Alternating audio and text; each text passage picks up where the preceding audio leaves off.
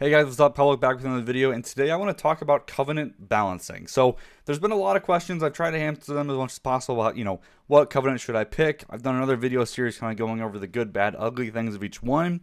But in this video, I kind of want to talk about, why does this matter? Or does it even matter to begin with, right? Are the covenants in and of themselves balanced? Has Blizzard, succeeded in their goal? And I think for priests, specifically for Shadow Priest, I think the answer to that is kind of. So let's talk about what that means and how this looks for Shadow. Okay, so what do I mean by kind of balance? So right now, this is actually super surprising even to me. All of the covenant abilities are actually themselves very close to each other, and especially over kind of a range of different fight types with like movement or adds or single target. The abilities themselves, the actual active ability that you push, are all within about 1% of each other in these kind of raid type fights. Now that gap does get bigger on these kind of dungeon type environments that we're still working on tuning APLs and things like that, but right now they're actually looking very close if you just look at those abilities by themselves. So that part is actually somewhat of a success of the system, although unfortunately just because things are all balanced with each other in damage, that doesn't necessarily mean they're all balanced in terms of how fun they are to play or even how viable they are given the situation, right? These sims are assuming you're always in range of all your targets, that you're moving optimally, all that good stuff, which isn't always the case. So there's definitely some like real world, grain of salt stuff you want to slap on this. But, that in and of itself, even though our covenant abilities aren't super fun to play with, Knife is okay, the other ones are kind of meh. They are in and of themselves, the balancing of the damaging abilities themselves are actually reasonably balanced. Now, the problem is that covenant ability is actually a very small portion of what it means to choose a covenant. So a covenant choice is not just, oh, hey, now you have a covenant ability, right? We also get access to conduits that play into that ability. Keep in mind, each covenant has a conduit specific to that ability, so those could change things, right? We have legendaries that could have, different increases or advantages depending on that covenant ability. And most importantly, we have Soulbinds, right? There is very little, if any, balance right now between all of the Soulbinds. They're kind of all over the place.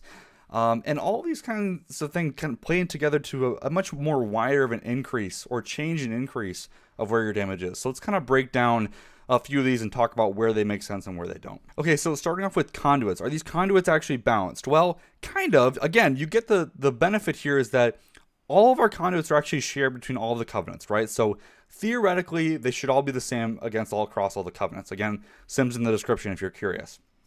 Now, the difference here is that there is a covenant-specific conduit attached to each one, right? So if I'm a Necrolord, I can take a conduit to increase the duration of Unholy Nova's dot, which is actually pretty solid in damage, assuming the target lives.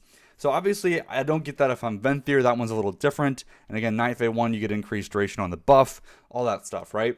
So now, those are not necessarily balanced between each other depending on the content you're doing. However, it does pretty much look like the top 3 conduits we want almost always includes that covenant ability conduit. So that is enough of a reason to consider, okay, well, how balanced are these conduits with each other? Right now, it's kind of all over the place. We'll get into that in just a second.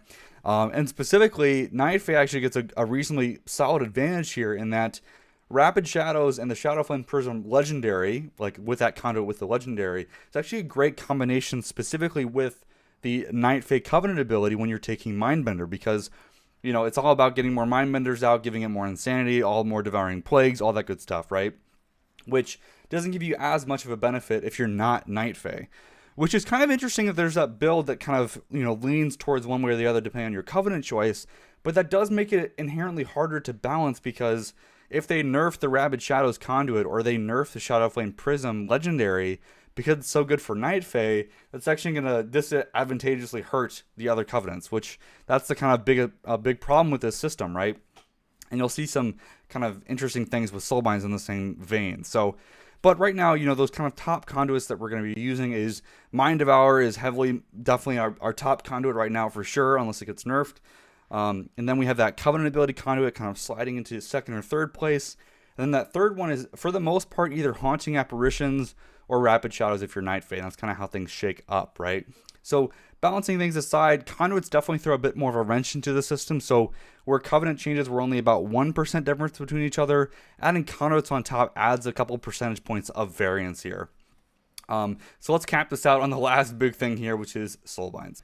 Okay guys, Soulbinds are a mess. I've talked about Soulbinds in plenty of videos. A lot of other content creators have it as well. Theoretically, the Soulbinds are basically Blizzard's chance to balance the Covenants. The problem is, these Soulbinds are not class specific, right? As a priest, I have the same Soulbinds, I have the same access to Soulbinds that every other class in the game has, right?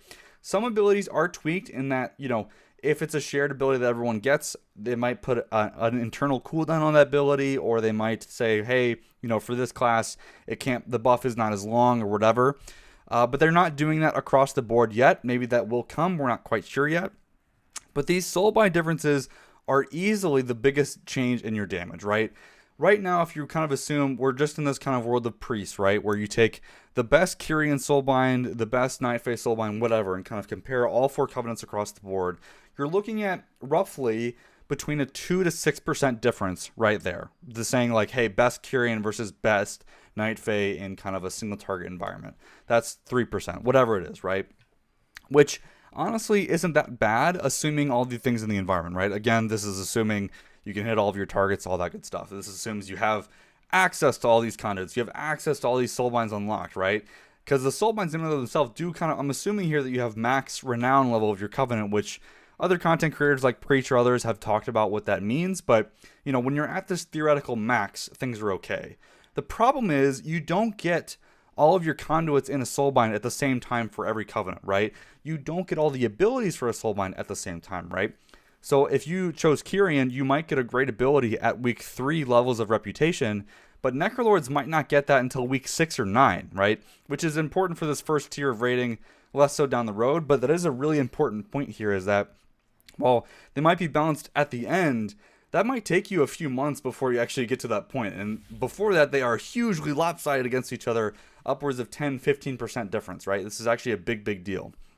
You know, they're still tweaking the system, so who knows what will happen, but just wanted to call that out.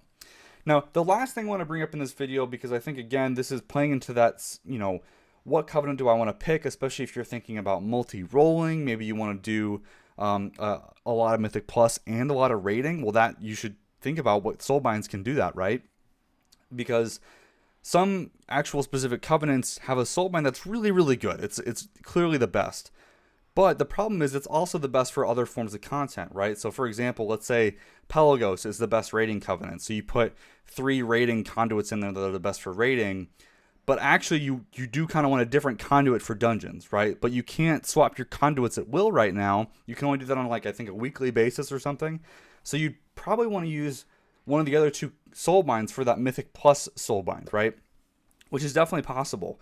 The thing is, if you do that, you're not getting theoretically the best bonus out of that Covenant. So Covenants are, you know, Soulbinds that can do that multi-spec or multi-roll or multi-content will actually edge out here. And you won't necessarily see that in the sim because it's kind of assuming the best case scenario for you here, right? So in looking at that, if you take kind of all the Soulbinds together for every Covenant, stack them all together and say, hey, okay, what's the best build I can get for every single Soulbind?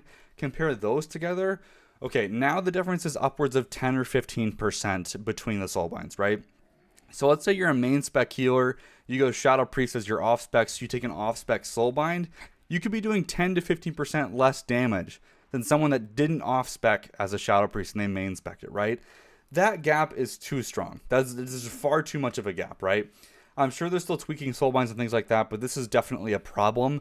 Obviously, I think they're still working on tuning, so this could be changed. But I wanted to make this video. I'm going to make a forum post as well, kind of explaining this problem, because I think we're talking about a 2 to 6% difference of Covenant choices, right? Like that's okay. It's not great. That's not what I'd like to see personally, but it's fine, right? It's okay.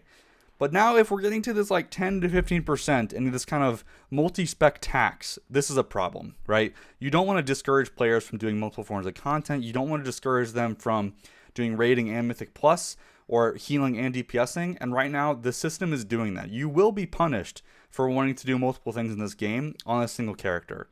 All right. And that's why I made this video. Are Covenants balanced? No, they're definitely not balanced, but we'll see what happens. All right, guys. Thanks for watching. We'll see you in the next one.